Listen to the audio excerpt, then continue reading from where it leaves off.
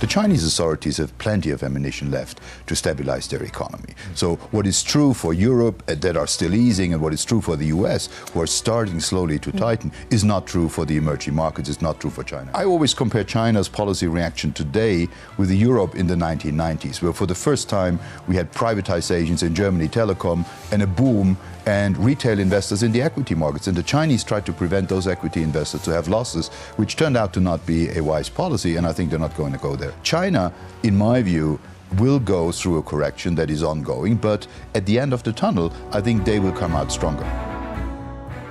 If you look at who is currently still making a revenue on oil, you basically have Saudi, and you have some of the Middle East countries, Kuwait in particular, and now you have the lifting of sanctions in Iran.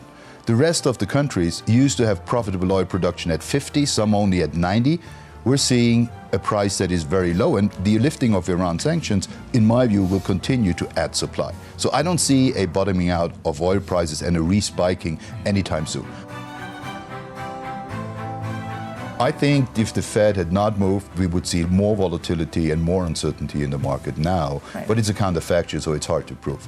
But if you look at just what happened between September, where some thought the Fed might move, and later the first move in December, there was some added volatility by not moving. And I do think that what the world faces and where markets need reassurance and guidance by policymakers is, what is the medium-term outlook? The best thing that central banks can do is give guidance where they're sure that they're going to implement that and follow through, rather than speculating about their own future moves, and that would just add to volatility.